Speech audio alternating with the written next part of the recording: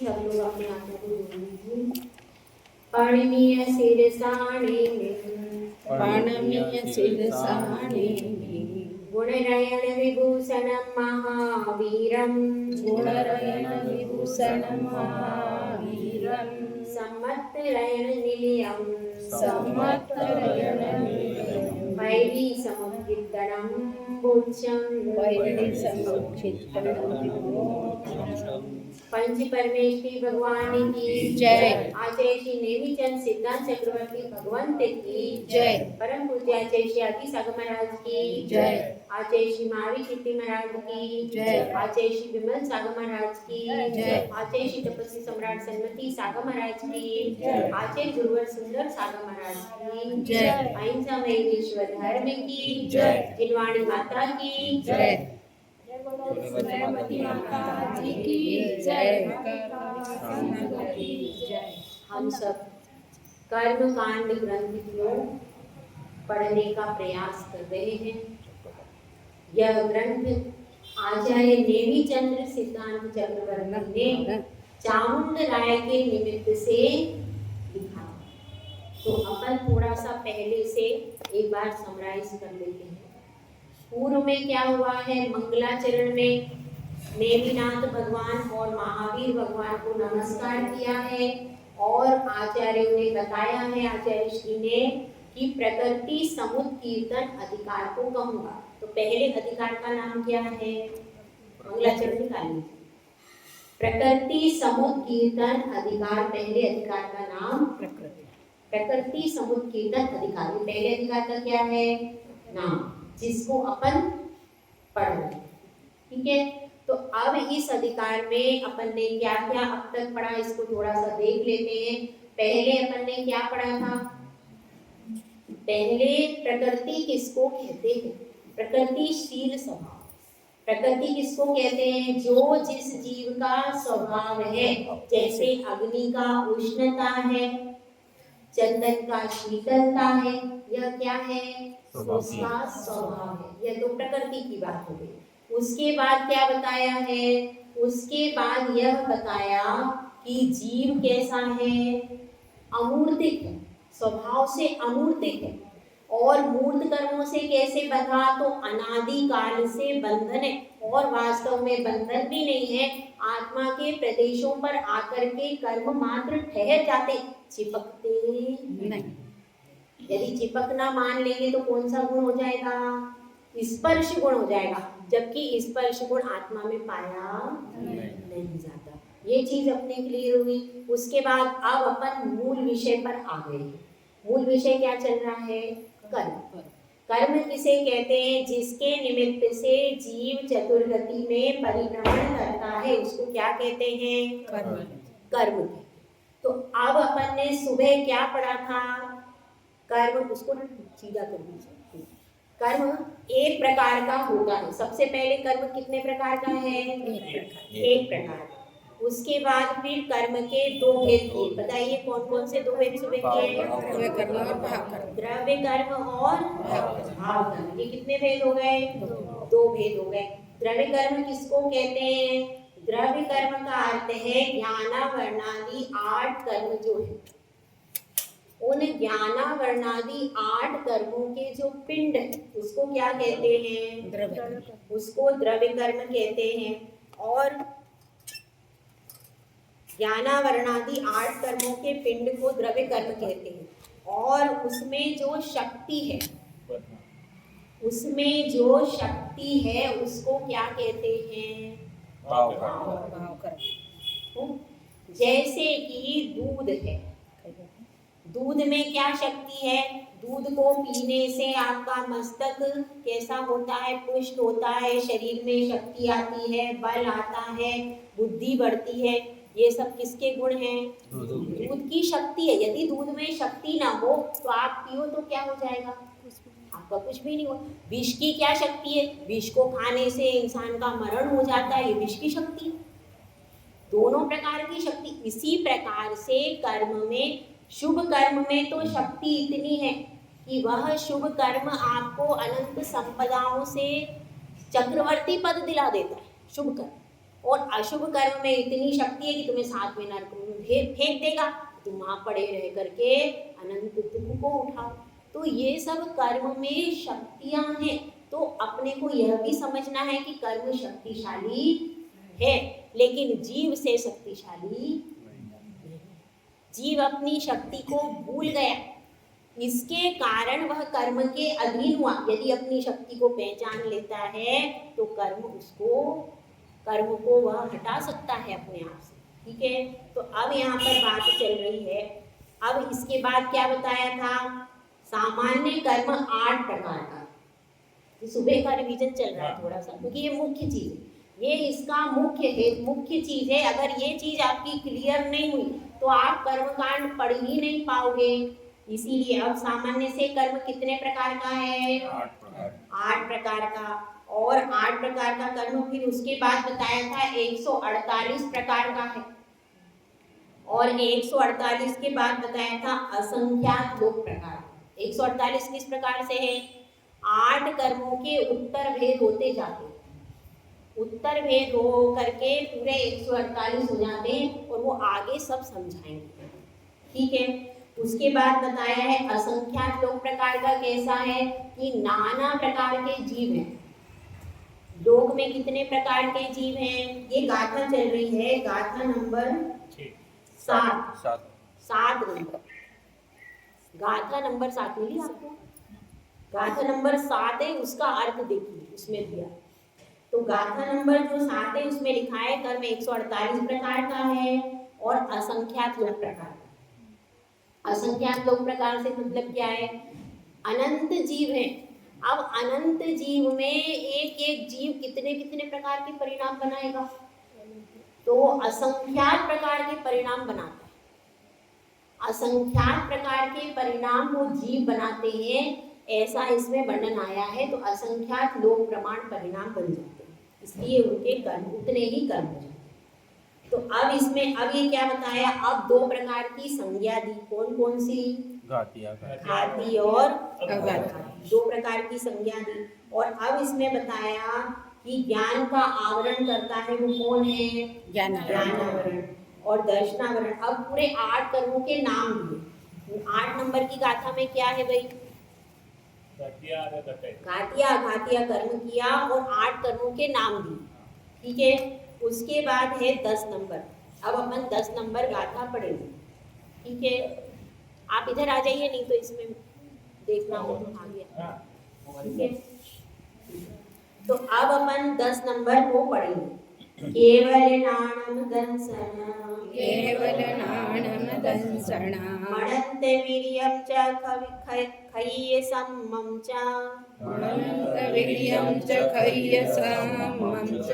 खय्य गुणे मदियादि खयोब समिये यथादिदु।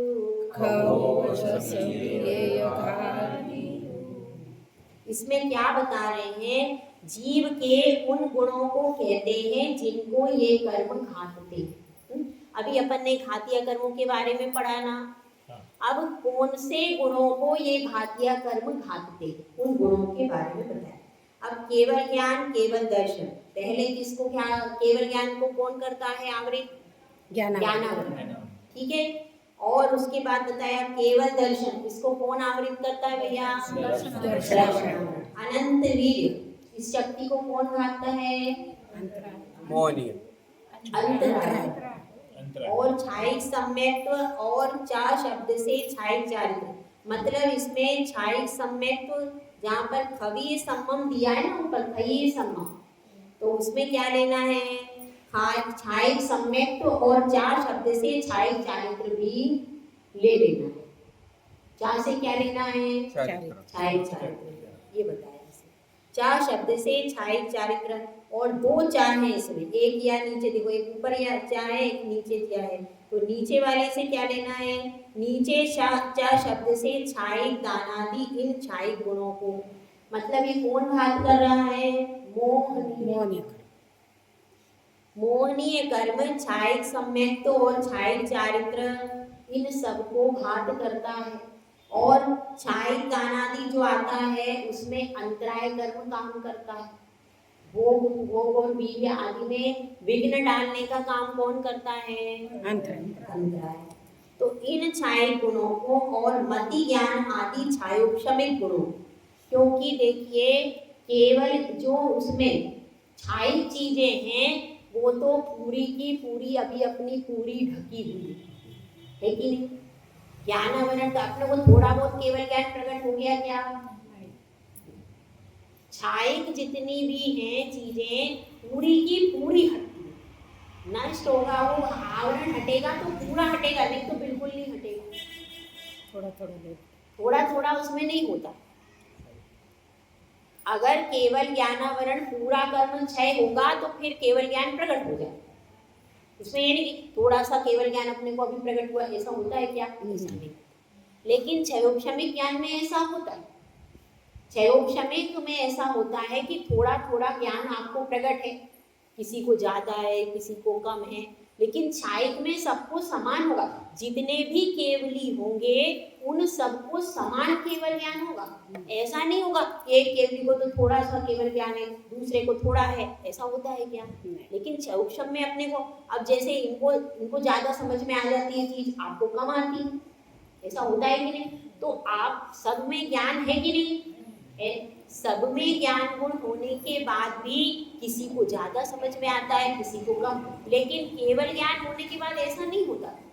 सारे केवल ज्ञानी समान जानते, उसमें कोई भेद नहीं। इससे क्या समझ में आता है कि छायिक चीज जो है वह तो पूरी तरीके से अपने केवल ज्ञान को घाती रही है, पूरा केवल ज्ञान अपना ढका हुआ है, केवल दर्शन ढका हुआ है, उसका एक अंश भी प्रकट नहीं हो रहा। लेकिन अब ये चीजें छायिक दान लाभ भोग उपभोग और भी इसको देखिए कि अंतराय में होता है, तो इस चीज को अपन थोड़ा थोड़ा, इनका क्षयोक्षम तो होता है ना, अपन थोड़ा बहुत दान दे सकते हैं कि नहीं? दे ही रहे, ठीक है ना?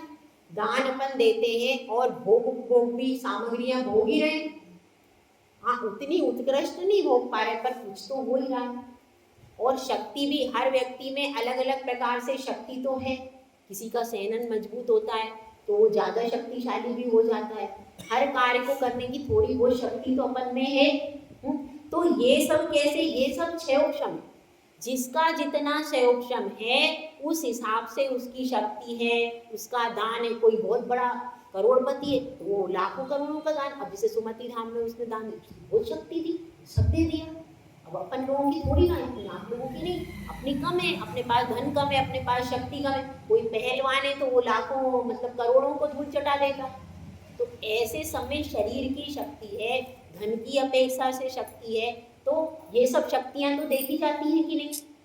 लेकिन केवल ज्ञान किसी को हो गया ये नहीं देखा जाता। ये तो एकदम कर्म जब पूरा नष्ट होगा तभी का, ठीक है? तो इसलिए इसको यहाँ पर समझाया गया है कि छायिक गुणों को और मति ज्ञान आदि क्षयोक्षमिक गुणों, मति ज्ञान शुद्ध ज्ञान ये सब क्या है? ये सब क्षयोक्षमिक से होते। अभी अपने को मति ज्ञानावरण कर्म का क्षयोक्षम होगा तो अपने को कुछ समझ में आएगा। यदि मति शुद्ध ज्ञानावरण कर्म का बिल्कुल क्षयोक्षम नहीं है तो कुछ भी समझ में नहीं आएगा।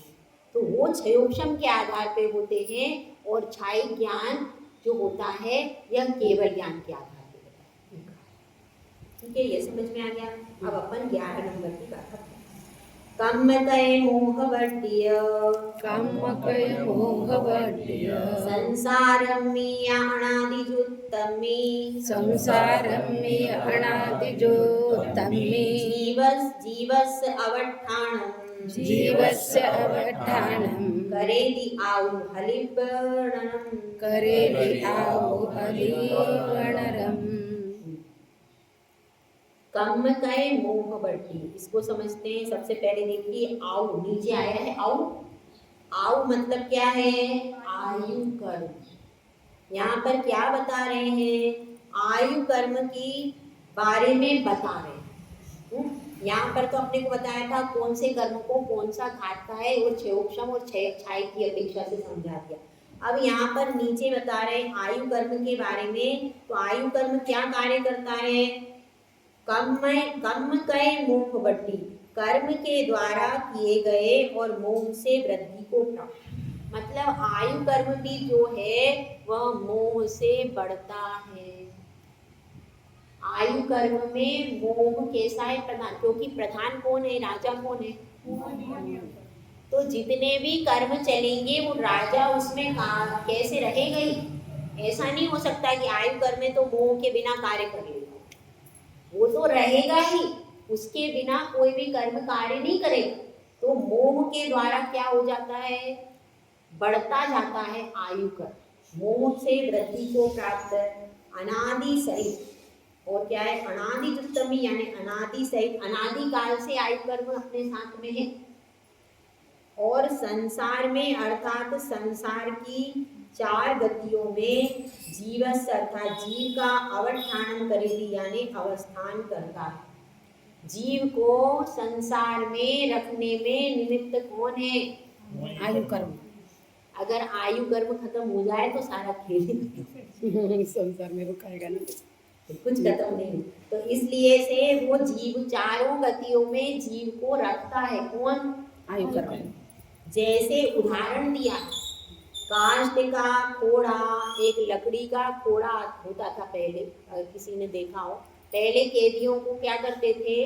वो काष्ठ का खोड़ा होता था और उसमें उसका पैर फंसा के और वो उसमें वो ताला लगा देते थे। तो अब वो क्या होता था? अब वो पैर बाहर निकाल ही नहीं पाता था। अब उसको अगर जाना है कैसे जा पाएगा? वो इतना बड़ा काष्ठ का उसमें खोड़ा फंसा दिया और उसको पैर वहीं बांध दिए उसके, तो वह चाह करके भी भाग नहीं। तो इसी तरह से अपन भी चाहें कि हम भाई मनुष्य गति में नहीं रहना है तो अपन भाग नहीं सकते हैं यहाँ से। ये अपने को यहीं पर कोड़ा बांध दिया है। तो अपना तो अच्छा है, नरक गति का तो बेकार ही है। वो तो बहुत ज्यादा बेकार। अपना तो बहुत अच्छा है, तुम यहाँ पे धर्म ध्यान कर रहे हो, अभिषेक कर रहे हो, पूजन कर रहे हो, अहिंसा धर्म का पालन कर रहे हो, कितना अच्छा है ये तो। और अगर नरक गति में जाते तो फिर नरक आयु का कोड़ा पड़ता तो बहुत बड़ा है, तो फिर बड़ा कोड़ा।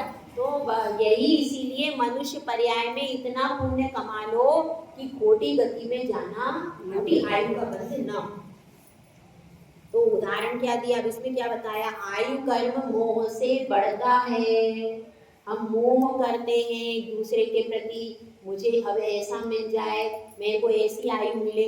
इस तरह से जो हम मोह करते हैं उसी के आधार पे अगले भाव की आयु सेट होती है। यही है। और जब आयु सेट हो जाती है तो फिर वो 4 गतियों में आपकी आयु बन जाती है। मनुष्य आयु बन गई, नरक आयु बन गई। जैसे आपका मोहनीय कर्म बढ़ता जाएगा वैसे उसी आधार से सेट हो जाती है। और उदाहरण क्या दिया है? जैसे लकड़ी का कोड़ा होता है, उसमें पैर फंस जाता है, उसमें ताला लगा दिया, अब आप चाहो तो भी भाग नहीं सकते। माता जी हम आज तक मोह नहीं, मेरे बेटे पे मोह करना, बच्चे ये समझते थे। अभी आपने अलग बोला कि नहीं, वस्तु मोहनी तो वही है जो मोहित करता है, वही है। लेकिन मोहनीय कर्म की वृद्धि होती है तो उससे आयु कर्म में वृद्धि होती है, ये बता रहे हैं। मोहनीय कर्म से वृद्धि को प्राप्त होता है आयु कर्म, उसका सपोर्ट रहता है। नहीं, पर मोह ये भी है, ये समझ में आया आपके बोलने से कि मुझे घर चाहिए, ये चाहिए भी, तो इसके ऊपर भी तो मोह है। अब आयु कर्म बढ़ता कैसे है? अब अपना देखो, अपन क्यों चाहते हैं आयु कर्म ज्यादा? मेरे को बेटे की शादी करनी है, मेरे को पोती से मिलना है, मुझे ये करना, इसलिए मेरी लंबी आयु होना चाहिए। ऐसा होगा तो कुछ नहीं। नहीं, अब कोई व्यक्ति बच्चा छोटा है तो वो चाहता है अरे मैं तो खेल ही नहीं पाया, मेरी आयु लंबी होती तो मैं अच्छे से खेल लेता। ये तो देखो, मतलब कोई छोटा बच्चा यदि मरण को प्राप्त हो जाए तो माता पिता रोती है, मेरा बच्चा चला गया। तो वो मोह से और वृद्धि को प्राप्त होता है। जैसे द्वेष किया था श्रेणिक राजा ने, तो क्या हुआ? 7वें नरक की आयु का बंध हुआ कि नहीं? ज्यादा आयु वृद्धि हुई कि नहीं हुई राग द्वेष के कारण? हाँ, ये लगा सकते हैं श्रेणिक राजा का कि उसने यशोधर मुनि के गले में सर्प क्यों डाला? द्वेष बुद्धि के कारण कि भाई बदला लेना है मुझे शेलिना से। उसके मुनि कुछ नहीं जानते, मेरे जो साधु हैं वही सब कुछ जानते हैं। तो उसने बदला लेने के लिए द्वेष बुद्धि से श्रेणिक राजा ने यशोधर मुनि के गले में सर्प डाल दिया। जब उसने सर्प डाल दिया तो उसको 7वें नरक की आयु बंद गई। अगर वो सर्प नहीं डालता तो इतनी सारी आयु बढ़ती क्या उसकी। तो इसलिए मोहनीय कर्म के कारण उसकी आयु ज्यादा हुई। ये बता, अब अपन पढ़ते हैं नाम कर्म का क्या है। इसमें चार ऑप्शन दिए, यानी कि 4 निमित्त है। मोह भी है, अज्ञान भी है, असंयम भी और मिथ्यात्व। इन चारों प्रकार से अपने कर्म बांधने, इसलिए आयु कर्म बढ़ता है। तो ये सब मोहनीय के ही भेद है। मोहनीय के भेद आप क्या क्या बताया, बोलिए। मोह, अज्ञान, असंयम और मिथ्यात्व। देखिए अज्ञान जो है वो तो ज्ञानावरण का हो जाए। इसमें 4 कारण दिए हैं, मतलब अलग अलग पुस्तकों में अलग अलग प्रकार से टीका। मिथ्यात्व ही तो मेन है। मिथ्यात्व मेन है, तो अज्ञान मिथ्यात्व का, इसमें अज्ञान का अर्थ मिथ्यात्व कर सकते। अज्ञान का अर्थ अपन मिथ्यात्व करेंगे तो वो मोहनीय कर्म के अंतर्गत आ गया। दूसरा क्या दिया, असंयम, तो वो चारित्र के अंतर्गत आ गया। चारित्र में भी मोहनीय का, चारित्र मोहनीय का हो गया। और क्या बताया, हाँ, तो बस ये सब मोहनीय के भेद, मतलब एक विश्लेषण करके बदला दिया है। बाकी है मुख्य रूप से मोहनीय। तेरी पावर जास्त जोइले, मोह करने की पावर बहुत ज्यादा नहीं। अपन करते सिर्फ 2 ही काम है, अपन 2 ही काम करते हैं, या तो राग करते हैं या द्वेष करते हैं, और कुछ करते ही नहीं है। इसलिए आनंद भगवान सबसे पहले उसको खत्म करते हैं। मोहनी को खत्म हो जाता है तो फिर कोई उछल नहीं सकता। एक बार वो खत्म हो गया फिर सब चुपचाप बैठे रहते, फिर कोई गड़बड़ कोई नहीं, नहीं आता फिर। बीच में गड़बड़ नहीं होती। क्योंकि राजा चला जाता है तो कहते हैं हमारा राजा तो चला गया, हम क्या करेंगे, तो सब चुपचाप बैठे रहते। अब नाम कर्म का कार्य, आयु कर्म का कार्य हो गया, अब नाम कर्म का कार्य हो गया। गतियादि जीव भेदम देहादि पोकलान भेदं च गतियंतर परिणमनम करेदिनाम अनेयविहम। अनेक प्रकार का नाम कर्म, अनेवियम दिया है। अनेवियम मतलब अनेक प्रकार का नाम कर्म। गति आदि जीव भेदम, गति आदि जीव के भेद को, देहादि पोकलानाम भेदम, शरीर आदि पुद्गलों के भेद को, और गति यंतर परिणमनम, गति एक गति से दूसरी गति में परिणमन कराता है। ठीक है, समझ में आया। उसकी विशेषार्थ में 3 भेद बताए। इसका विशेषार्थ देखो, इसमें 3 भेद बताए हैं। पहला भेद होता है, मतलब क्या बताया है इसमें, पहले इसको समझ लो। अनेक प्रकार का नाम कर्म जो होता है, यहाँ पर किसकी बात चल रही है, नाम कर्म का कार्य क्या होता है। तो अपन पहले समझ ले नाम कर्म होता क्या है। नाम कर्म का अर्थ मुख्य रूप से होता है गति, एक गति से दूसरे गति में जो पहुंचाता है। शरीर की पूरी रचना करता है, एक एक अवयव की रचना करने का काम किसका है, नाम। पूरे शरीर की रचना, त्रियंच गति नाम कर्म होगा तो त्रियंचों की रचना करेगा। मनुष्य गति नाम कर्म होगा तो मनुष्य गति ही करेगा। नारक का होगा तो नारक का करेगा, देव का तो देव। जो जहाँ जैसी जैसी गति में पहुंचते हैं, उस रूप, उस पूरे शरीर की रचना करने का मुख्य काम किसका है, नाम। ये मुख्य काम। इसके अलावा और भी गति में पहुंचाना, गति जो है गति नाम कर्म है, एक गति से दूसरे गति में ले जाना। तो इस प्रकार से मुख्य काम, लेकिन उसका क्या है, शरीर की रचना करना। इसके अलावा और भी नाम कर्म 93 का, 93 ना उसके भेद। तो इसका सबसे बड़ा साम्राज्य किसका है भेद प्रभेद के हिसाब से, नाम कर्म। तो इसमें यही बताया, अनेक प्रकार का नाम कर्म है, और गति आदि से जीव के भेद को, शरीर आदि पुद्गलों के, पहले समझो शरीर गति आदि जीव के भेद। तो कौन सा हो जाएगा ये, जीव विपाकी, जिसमें जीव से संबंधित वर्णन आता है नाम कर्म। जिस नाम कर्म में जीव की पर्यायों का कथन होता है, जीव की पर्याय, एक पर्याय के बारे में बताया जाता है, वो कौन सा हो गया? जीव गति। गति के बारे में बताया जा रहा है, उसको क्या कहते हैं? जीव विपाकी। इसमें देखो विशेषार्थ में आया है, इसके विशेषार्थ में ज्ञानपीठ वाले में है ना? मैं पढ़ूं? हाँ पढ़ो, देखिए ज्ञानपीठ पर। नाम कर्म जीव विपाकी, पुद्गल विपाकी और क्षेत्र विपाकी रूप है। जीव में जिसका फल हो वह जीव विपाकी, पुद्गल में जिसका फल हो वह पुद्गल विपाकी, एवं विग्रह गति में जिसका फल हो वह क्षेत्र विपाकी। इसमें है ना ज्ञानपीठ में? नहीं, इधर डायरेक्ट का सूत्र ही है। नहीं, चलो। मेरे में है ना, मैंने हाँ, पढ़ा। देखो 4 प्रकार से बताया है। पहले जिसका फल जीव को प्राप्त होता है वो कौन सा हो गया? जीव विपाकी नाम का। क्या समझ में आया? जिसका फल जीव को प्राप्त हो उसको क्या कहेंगे? जीव विपाकी नाम कर। जिसका फल पुद्गल को प्राप्त हो पुद्गल उसको क्या कहेंगे? पुद्गल मतलब शरीर, शरीर के निमित्त से जो फल मिल रहा है, यही बताया था। उद्गल विपाकी। हाँ, वो क्या हो गया? उद्गल उद्गल विपाकी। और दूसरा क्या बताया? क्षेत्र विपाकी। क्षेत्र विपाकी। वो विग्रह गति का है ना, क्षेत्र। विग्रह गति में जिसका फल हो वह क्षेत्र। और विग्रह गति में जिसका फल मिलता है, यानी इस पर्याय का नाश होने पर जो अपन विग्रह गति में जा रहे हैं। विग्रह गति क्या होती है भैया बताइए? मरने के बाद दूसरे पर्याय में जाने। दूसरे गति में मरने जाने के बाद और जन्म के पहले जो बीच में का समय है, उसको हाँ, मरने के बाद और जन्म के पहले जो बीच का समय है वो क्या कहलाता है? तो विग्रह गति में जिसका फल होता है वह क्या है? क्षेत्र विपाकी। एक क्षेत्र से दूसरे क्षेत्र को जाने के बीच में जो फल होता है वो क्या है? क्षेत्र। विपाक का अर्थ होता है फल देना। वो कर्म उस बीच में भी फल देता है। विग्रह गति में कर्म नष्ट थोड़ी ना हो जाते। यहाँ से सारे कर्म आप लेकर के गए तो विग्रह गति में भी कर्म चलता है, कर्म खत्म थोड़ी होता। तो जो विग्रह गति में फल देता है वो क्या हो गया?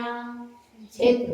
क्षेत्र विपाक। एक क्षेत्र से दूसरे क्षेत्र में जा रहे हैं आप और उस बीच में आपको फल मिल रहा है। और क्या है? अंतिम है भव विपाक, जिसका फल इस भव में मिलता है। मनुष्य भव में जाओगे तो आपको फल मिलेगा।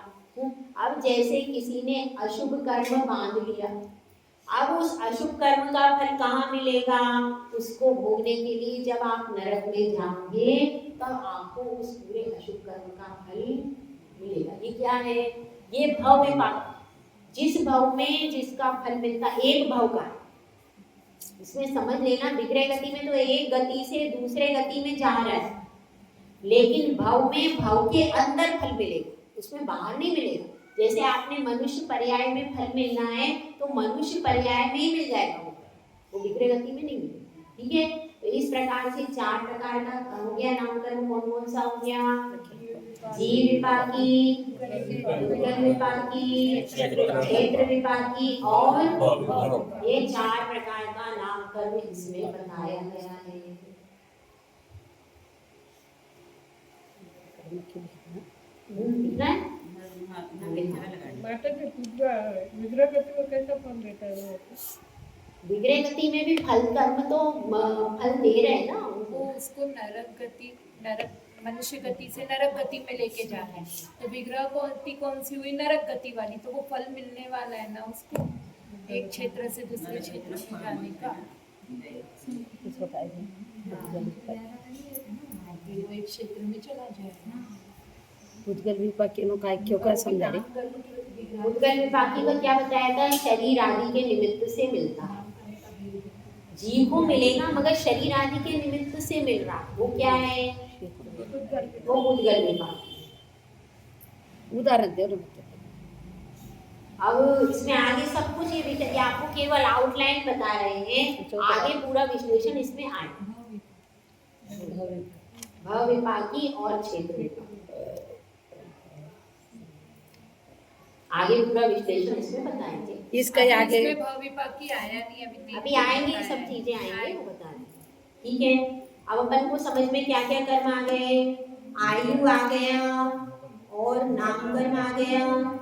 अब गोत्र कर्म के बारे में पढ़ेंगे। गोत्र कर्म का कार्य कहते हैं। अब सबके कार्य बता रहे हैं, कार्य के आधार पे सबको समझा रहे हैं। अब इसमें गोत्र कर्म क्या काम करता है ये बता। संतान कमेणादये जीवायर्णस्य गोदमिति सन्ना जीवायर्णस्य गोदमिति सन्ना उच्चं नीचं चरणम् उच्चं नीचं चरणम् उच्चं नीचं हवे गोदम् उच्चं नीचं हवे गोदम्। इसको समझो। संतान क्रमेण, पहला शब्द क्या है? संतान क्रमेण। संतान क्रमेण, संतान क्रम से, इसका अर्थ क्या हुआ? संतान क्रम से आ गए जीवायरण से, यानी आए हुए जीव के आवरण की गोद विधि, गोत्र ऐसी संज्ञा है। संतान क्रम से आए हुए मतलब जन्म से ही आपके गोत्र होते। यहाँ पर किसकी बात चल रही है? गोत्र। जन्म से जो आपको प्राप्त होता है उस गोत्र की यहाँ पर बात चल रही है। वो आप बाद में बदल नहीं सकते। जन्म, यदि आपका जन्म हो गया उच्च गोत्र में तो आप क्या कहलाएंगे? उच्च गोत्री। और यदि आपका नीच गोत्र में हो गया तो आप नीच गोत्री। संतान क्रम से वह परंपरा चलेगी। उस आचरण की उच्च गोत्र है और नीच आचरण की नीच गोत्र है। जहाँ पर आपका संतान क्रम है, जहाँ पर आपका जन्म हुआ है वहाँ पर आपके माता पिता उच्च गोत्रीय हैं, आपका जो कुल है वो उच्च गोत्र का है तो आप उच्च गोत्री कहलाएंगे। और यदि आपके माता पिता कैसे नीच गोत्र में जन्म हुआ है क्या कहलाएंगे? ये किससे प्रमाणित होता है? यह अपने माता पिता के कुल से प्रमाणित होता है। ठीक है, तो मतलब गोत्र जो है एक बार आपको मिल जाता है, ये इजी है समझना, इसमें कोई कठिन चीज नहीं। अब वेदनीय कर्म का कार्य कहते हैं अखाणम अनुभवणम वेयनियम सुसर्ववयम साधम वेयनियं स्वस्वयं साधं दुःख सर्वम साधम दुःखस्वरूपमसाधं तम वेदयति वेदनीयम तं वेदयति वेदनीयम्। अखाण अनुभवणम, अखाण का अर्थ क्या है? अक्षाणम।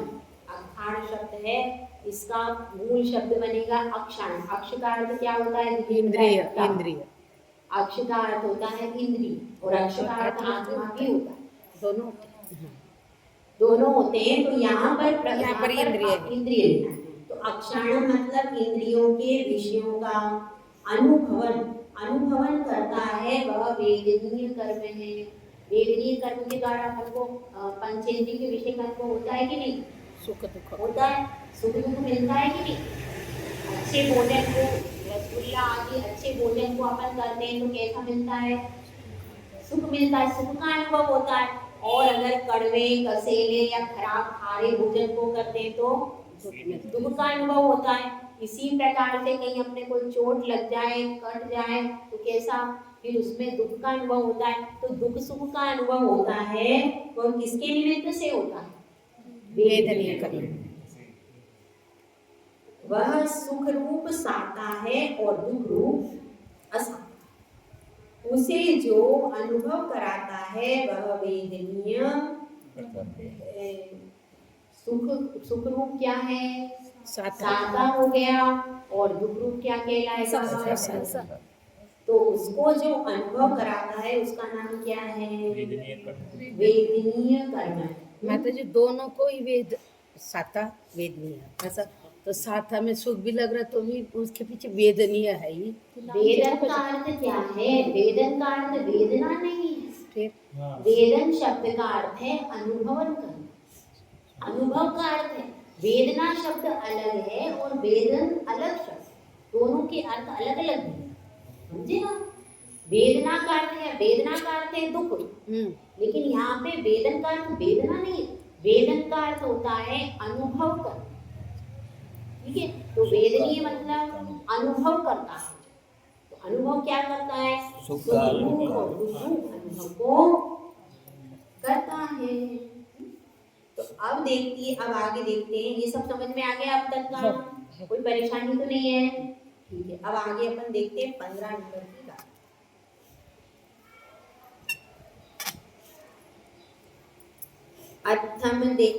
अथम देखिए जान दी, आठम देखिए जान दी, पचासद हदी सत्य भंगी, 50 सतभंगी, गिरिदंसनम चणाणम, निरंजनम चराणम, सम्मतम होन्ति जीव गुणा। सम्मतम होन्ति जीव गुणा। अब जीव के प्रधान गुणों को कहते हैं। देखो, मुख्य भी होते हैं और कैसे होते हैं, गुण भी होते हैं। तो जीव के मुख्य गुण कौन कौन से हैं यह इसमें बताया। तो पहले क्या बताया, अर्थम देखिए जान दी, अर्थ को देख करके जानता है। और उसके बाद क्या करता है, पच्छा यानी उसके बाद पश्चात सत्यभंगी, सत्यभंगी मतलब 7 भंगों के द्वारा निश्चय कर, यानी सद्हवि यानी प्रधान करता है। कैसे जानता है, अर्थ को देखता है और फिर क्या करता है, जानता है, और उसके बाद सप्त भंगों के द्वारा श्रद्धान करता है। इस प्रकार दर्शन ज्ञान और सम्यक्त्व जीव के प्रधान गुण है। कैसे बताया, देखो, कोई भी वस्तु है, पहले आप उसको देखते हो, है ना? पहले आप क्या करते हो, पहले उसको देखते हो, देखने के बाद में फिर उसको जानते हो और फिर उसका श्रद्धान करते हो। ऐसे ही होता है। अगर अपन ने देखा ही नहीं, अब किसी वस्तु को आप बता रहे हो वो ऐसी है वो ऐसी है, आप उसका विश्वास हो जाएगा। जब आप देखोगे और देखने के बाद में आप उसको जानेंगे, फिर उसका श्रद्धान। जैसे अपन भगवान के मंदिर में जाते, भगवान के मंदिर में पहले अपन दर्शन करते हैं भगवान के, फिर अब जैसे कोई नया व्यक्ति हो जो जैन नहीं है या जन्म से नहीं, अपन भी पहले कैसे थे, ऐसे ही तो थे, कुछ धर्म को नहीं जानते थे। तो पहले कैसा, पहले किसी ने करने भैया भगवान के दर्शन करना चाहिए, तो भगवान के दर्शन करने चले गए।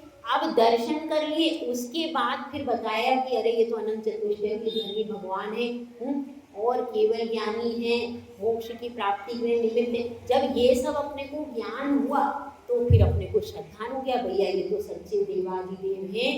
तब अपने को पक्का श्रद्धान भगवान के ऊपर हो गया। यदि अपन जानते ही नहीं, देखते ही नहीं, तो कहाँ से हो जाता क्या? बिना देखे बिना जाने अपन किसी का पक्का विश्वास नहीं कर सकते, वो तो हवा में ही बात रहेगी, है ना?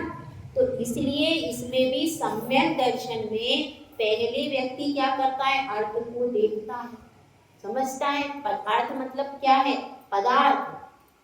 यहाँ पर अर्थ को देखकर जानता है का अर्थ क्या है, अर्थ का अर्थ होता है पदार्थ या वस्तु। वस्तु को पहले देखता है, उसके बाद जानता है, और उसके बाद जब उसको लगता है कि ये सही वस्तु है तो उसका श्रद्धान करता है। जब लगता है सही नहीं है तो श्रद्धान नहीं करता। तो अब जैसे अपन भगवान के परिप्रेक्ष्य में देख रहे हैं कि ये देवादिदेव हैं, अपन ने जाना, फिर समझा।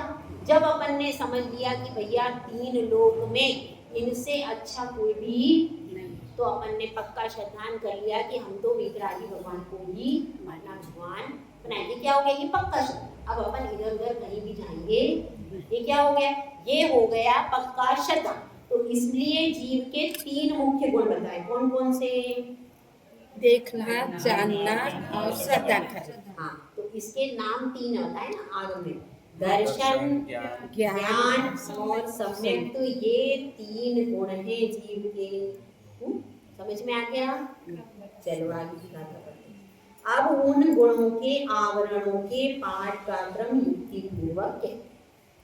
अब ये जो आपको गुण बताए हैं, तो ये जो गुण बताए हैं, इन गुणों के आवरणों के पाठ का क्रम जो है वो युक्ति पूर्वक कहते हैं।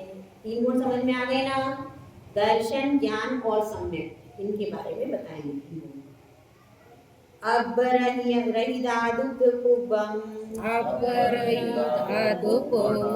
नाणं तत्तो हि दंसनं होदी, नाणं तत्तो हिदंसनं होली सम्मत्तमदोवीर्यं सम्मत्तमदोवीर्यं जीवा जीव कदमिदी चरिमे जीवा जीव गतमिति चरिमे।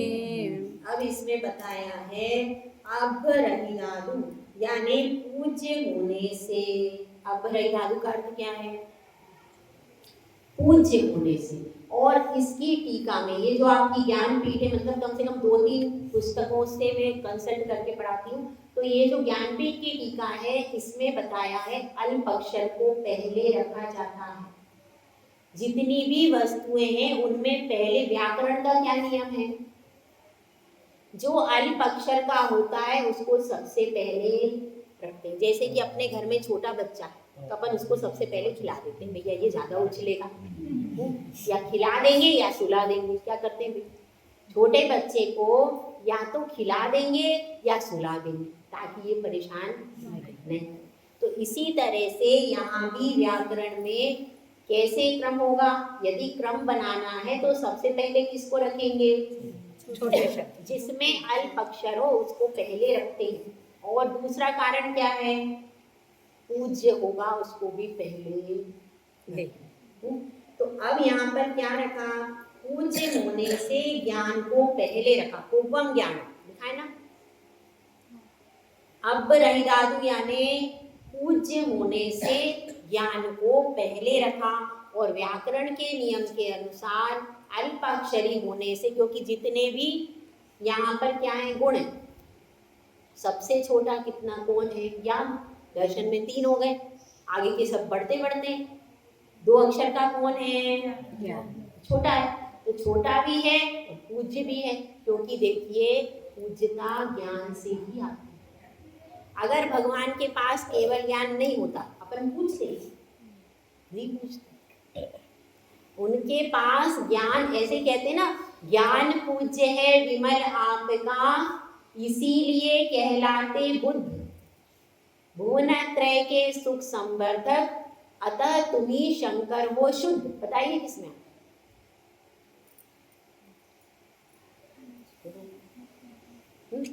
भक्तामर में। भक्तामर का अनुवाद है ये, पद्य अनुवाद। ठीक है। तो अब यहाँ पर बताइए, दर्शन ज्ञान पहले रख दिया, उसके बाद तत्व ही दर्शन होनी, फिर उसके बाद किसका महत्व है? दर्शन का। तो उसके बाद दर्शन को रखा है। और सम्मत मधु वीर्यम जीवा जीव गदमिदी चरमे। अब उसके बाद किसको रख दिया? सम्यक्त को रख दिया, क्योंकि मोहिनी मुख्य कर्म है। तो मोहिनी कर्म मुख्य है, इसलिए क्या कर दिया?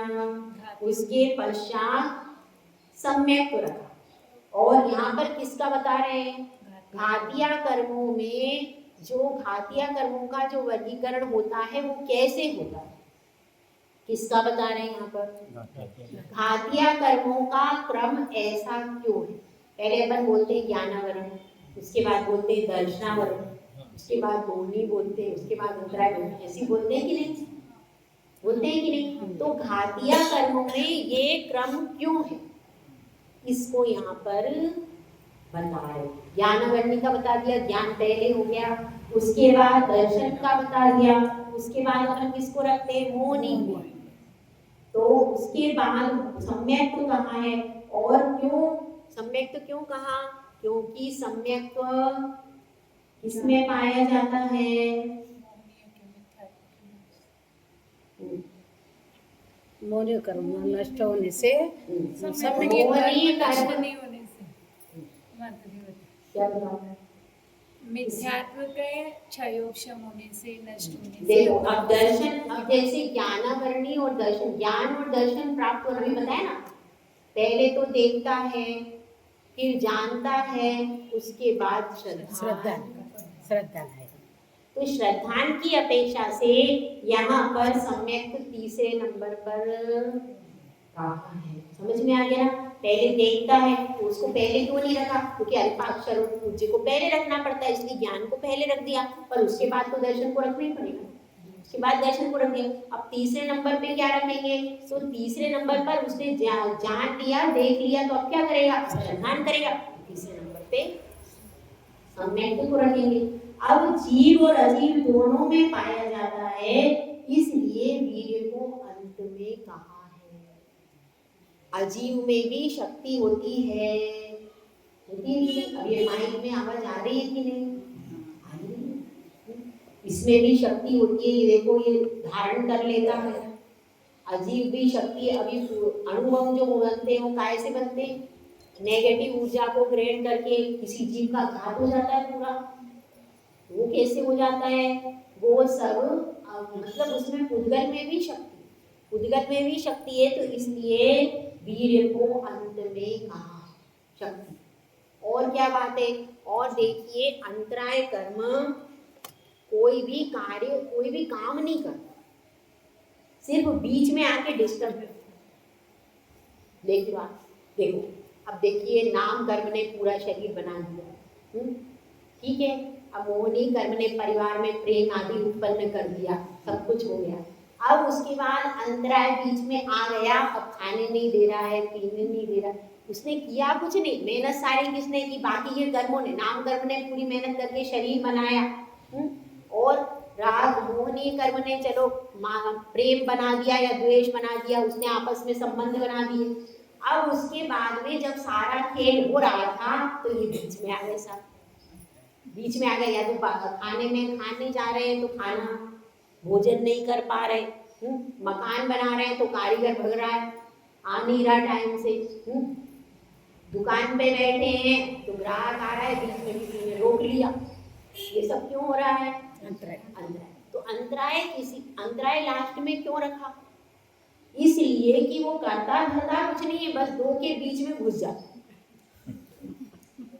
मतलब उसका काम सिर्फ डिस्टर्ब करने का है, मतलब मेहनत कुछ नहीं करना, मेहनत कुछ नहीं करना, बस बीच में आके डिस्टर्ब करके बीच में खेल विघ्न उपस्थित सिर्फ कर देता है, मतलब वो घात करना। ये बात इसमें आगे भी बताएंगे। देखिए गाथा नंबर 17। घादिति घादिवि अघादित्वा, घादिवि अघादित्वा, निःशेषं घादने असत्कादो, निःशेषं घादने असत्कादो, नामतीय निमित्तादो, नामतीय निमित्तादो, विक्रम पडिदं अघादिचरी मम्मी, विक्रम पडिदं अघादिचरी मम्मी। विक्रम घाती, अंतराय कर्म घाती होने पर भी अघाती के समान निःशेषम यानी समस्त गुणों को घातने में समर्थ ना होने से, गुणों को घातने में समर्थ नहीं है, सिर्फ क्या करता है? सिर्फ विघ्न उपस्थित करता है, किसी को भी घातने में वो समर्थ नहीं, इसलिए उसको कहाँ रखा? इसीलिए ना। और दूसरी चीज, दो चीजें बता रहे हैं इसमें। एक पहला तो क्या है, वह क्या काम करता है? घातिया है, लेकिन जिस प्रकार से ज्ञानावरण, दर्शनावरण और मोहनी कर्म जो जीव के गुणों को घातने का, प्रभावित करने का काम करते, उस तरह से अंतराय नहीं करता। तो इसलिए क्या है? इसलिए वो घाती होने के बाद अघाती के समान आचरण करता है, परंतु और क्या करता है? नाम गोत्र और वेदनी के निमित्त से अपना कार्य करता है, मतलब दूसरे के कंधे पे रख के बंदूक चला। अब क्या करता है? वो किसके सपोर्ट में काम करता है? यदि नाम है, गोत्र है और वेदनी है, तो वह अपना काम करेगा। कैसे? अब नाम कर, यदि किसी का शरीर कैसा है, शक्तिशाली है, तो उसको तो वो ज्यादा कुछ नहीं कर पाएगा। अब कोई कमजोर शरीर वाला है तो उसको बार बार भोजन करने बैठ रहा है, उल्टी आ रही है, कुछ हो रहा है, मतलब कोई ना कोई उसके अंतराय के प्रसंग बनते जाते हैं, वो भोजन कर नहीं पाता। तो ये किससे? तो जहाँ पर कोई व्यक्ति कमजोर है तो वहां पर अंतराय उसको प्रभावित कर देता है। तो इसलिए कह रहे हैं कि वह किसको प्रभावित, यदि उसका नाम कर्म मजबूत है, शरीर मजबूत है, तो वो इतना प्रभावित नहीं कर पाएगा। लेकिन किसी का शरीर कमजोर है, नाम कर्म वो इतना प्रभावित करेगा। कौन? अंतराय। अंतराय कर्म उतना ज्यादा प्रभावित कर देगा। इसलिए उसमें क्या है, नाम गोत्र और वेदनीय के निमित्त से अंतराय कर्म अपना काम करता है, स्वतंत्र रूप से काम नहीं करता। ये तीनों की दुकान चलती रहती है, वो बीच में आके से अपना दुकान चला के काम करके चला जाता है। ऐसे कुछ लोग होते ऐसे लोग होते हैं जो बीच में से अपना काम करके वो चुपचाप निकल जाते हैं और आप सोचते हैं क्या हो गया।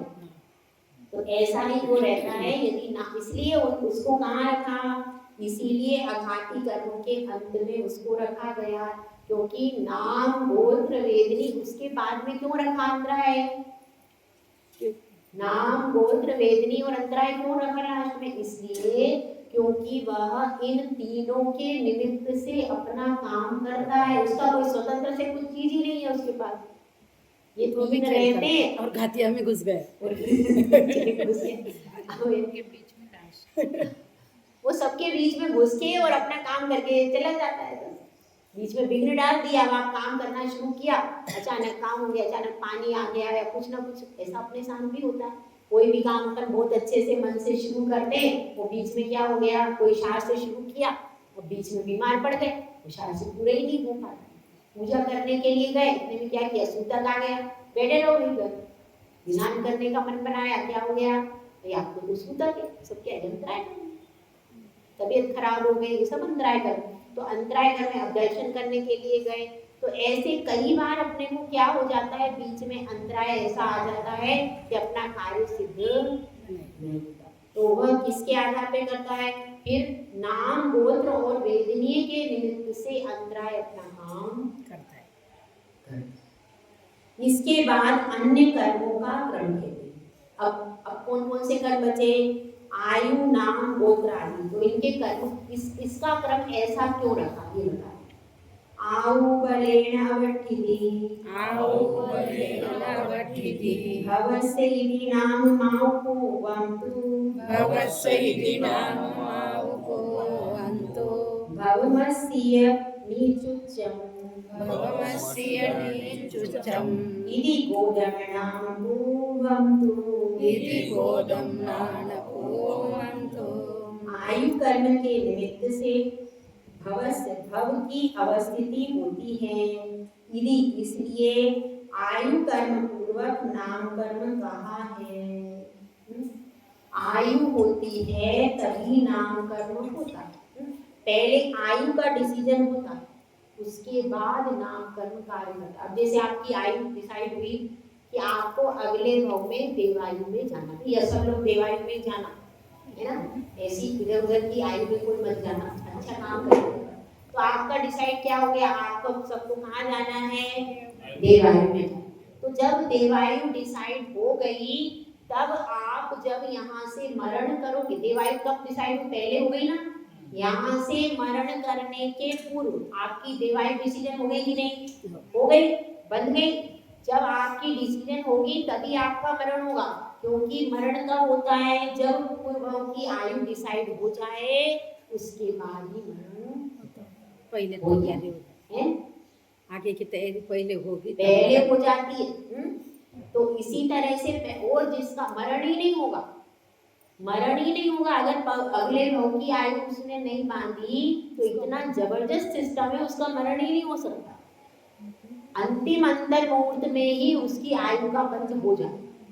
तो अब आयु का बंध पहले हो गया, अब क्या होगा, अब यह जीव यहाँ से जा रहा है, अब यहाँ से जा रहा है, तो उसका फिर कौन सा फिर उसका अनुपूर्वी क्या नाम कर्म चालू हो गया, और उसी में फिर उसकी संरचना है, फिर वो वहां पर जाएगा और फिर उसका कौन सा शरीर नाम कर्म चालू हो जाएगा, शरीर की संरचना चालू हो जाएगी। जहाँ का भी उसने नाम कर्म बंद किया है, देवायु में जैसे अपन जाए तो वहां पर वैक्रियक, वहां पर जाकर के फिर वो वैक्रियक शरीर की रचना करेगा अंदर मुहूर्त के अंदर, फिर उसको क्या होगा, फिर उसको नाम कर्म होगा। तो आयु पहले हुई कि नाम कर्म पहले हुआ, यही बता। यही यहाँ पर बता रहे हैं कि पहले आयु हुई, उसके बाद शरीर की रचना हुई। ऐसे नहीं हुआ कि भाई आयु तो पता ही नहीं है, अब नामकर्म पहले हो जाए तो फिर क्या भैया अभी तो इसको तो नरक में भेजना था, ये देव में कैसे चलेगा, इसका शरीर दोबारा बनाओ।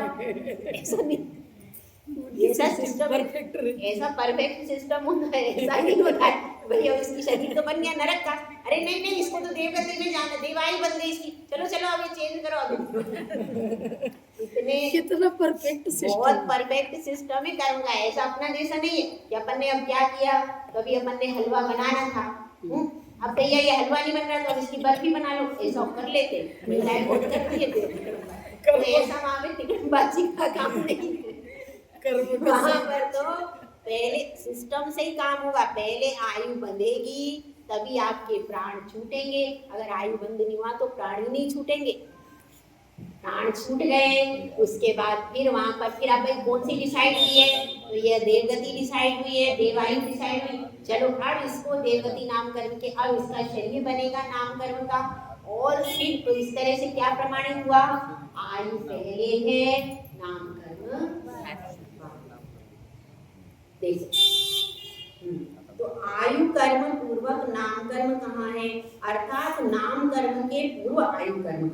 पुनः भव के आश्रय से ही नीचपना उच्चपना होता है। अब जब शरीर बन जाएगा, शरीर के बनने के बाद फिर आपका जन्म होगा, तब आप नीच उच्च कहलाओगे क्यों? अभी माता के गर्भ में कोई बालक है, क्या वो नीच उच्च कहलाएगा? जब उसका जन्म होगा तो भाई किसका बेटा है, तो कहना उनका बेटा है। जब उसके पिता का नाम उसके आगे चलेगा, उससे आप जानोगे भैया ये कौन है, ये ठाकुर है, ये जैन है, ये इस प्रकार से है। जब उसके आधार से आप क्या डिसाइड करोगे, ये नीच कुल का है, नीच कुल का। संतान क्रम कब होगी, जब शरीर पूरा बन जाएगा, नामकर्म हो जाएगा, जब उसका जन्म होगा, उसके बाद उच्च नीच गोत्र होगा। तो ये इसलिए गोत्र कर्म नाम कर्म के नीचपना उच्चपना होगा, इसलिए गोत्र कर्म से पहले नाम कर्म का। सब समझ में आ गया ना अच्छे से? पहले आयु कर्म बंधेगा, उसके बाद मरण होगा, उसके बाद फिर क्या होगा, फिर शरीर नाम कर्म, शरीर की रचना होगी, फिर शरीर रचना के बाद उसका जन्म होगा, जन्म होने के बाद जिसके घर में जन्म हुआ उसका कुल वंश जैसा होगा, उसका भी वैसा ही गोत्र। तो इसलिए आयु नाम गोत्र ऐसा कहा गया है। अब बताते हैं, अब एक और गाथा इसको पढ़ के इसको समापन करें। अघाती होते हुए भी वेदनीय कर्म को घातिया के बीच में क्यों रखा, है ना? वेदनीय कर्म को बीच में क्यों घुसाया, इसका उत्तर यहाँ पर देते हैं। घातिव वेदनीयं मोहस्य बलेन घातते जीवम् इति घातीनां मध्ये मोहस्सादिमे पडीदं तु घाती कर्म के समान वेदनीय कर्म मोहनीय के बल से ही जीव का और जीव के गुणों का घात करता है। इसलिए घाती कर्मों के बीच में और मोहनीय के पहले वेदनीय कहा। क्या कहा है इसमें, घाती कर्म के समान, वेदनीय कर्म को घाती कर्म के समान कहा। क्यों कहा है कि देखिए जब भी कोई काम होता है, सबसे पहले चाहे अंतराय कोई भी कर्म हो, सबसे पहले आपका कहीं सिर दुख रहा है, मेरा पैर दुख रहा है, मुझे भूख नहीं लग रही, सबसे पहले कहाँ जाते हो, डॉक्टर के पास में। तो प्रकट कौन सा कर्म ज्यादा होता है, वेदनीय कर्म ज्यादा प्रकट होता है, और वही आपको ज्यादा बाहर देखने में क्या आता है। अब आयु तो एक बार बंध गई, मनुष्य आयु वो तो चलती रहेगी, उसमें इतना, लेकिन वेदनीय कर्म पल पल पे, अब मुझे दुख हो रहा है, अब मेरा इष्ट वियोग हो गया, अब मेरा इष्ट सही हो गया, अब मेरा विवाह हो रहा है तो मुझे सुख हो रहा है। तो सुख दुख ये स्पष्ट समझ में आते हैं, और यह मोहनीय के बल पर काम करता है। कौन, वेदनीय। इसलिए क्या कहा, ज्ञानावरण दर्शनावरणीय वेदनीय। फिर मोहनी। आखिरी मोहनी। तीसरे नंबर पे क्यों कहा है? क्योंकि इसके पीछे मोहनी रख दिया। क्यों? क्योंकि मोहनी रहेगा तो वेदनीय काम करेगा। यदि मोहनीय नहीं है तो वेदनीय काम करने वाला नहीं। जैसे अपन भी घर में देखते हैं, अब अपने को लगेगा कि ये वस्तु बहुत अच्छी है, आज भोजन में ये वस्तु बहुत अच्छी बनी, तो अपन उसको और स्वाद ले लेके खाएंगे। मोह होगा। हाँ, मोह होने के बाद रति रति अरति जो है वो किसमें आते हैं? नो कर्म कषाय। कर्म अगत्य अकषाय आकषाय वेदनी, वो तो आकषाय वेदनी मतलब मोहनी की बात करो। मोहनी में जीव जब मोहित होता है उसको अच्छा कहता है, तभी क्या होता है, उसको उससे प्रेम होता है, उसी वस्तु को खाता है। अगर उसको उस वस्तु से प्रेम नहीं हो, अच्छी नहीं लग रही, तो वो मुंह बना बना के खाए। वो उसके शरीर को भी फायदा नहीं करे। तो इसलिए वेदनीय मोहनी के बल पर ही अपना काम करता है, इसलिए उसको क्या, इसलिए बीच में उसको रख दिया। ठीक है, तो अब यहाँ पर यही बताया, इसलिए घाती कर्मों के बीच में और मोहनी के पहले वेदनीय कहा है। इस प्रकार पूरे 8 कर्मों का क्रम ऐसा क्यों होता है, यह आपको समझा दिया। समझ में आया? कैसा लगा आज का? एकदम अच्छा अच्छा लगा कि नहीं? नई चीज है, ये सब समझने के लिए है ना। तो ये सब चीजें इसमें समझाई जा रही हैं। अब आगे इनका स्वभाव कैसा होता है, पूरा कर्म के बारे में चलेगा। कभी ज्ञानावरण के बारे में बताएंगे, कभी दर्शनावरण, पूरा कर्मों के बारे में एक एक कर्म का खुलासा इसमें आगे आगे आए। चलेगा। जय गुरु राजा सुंदर महाराज। जय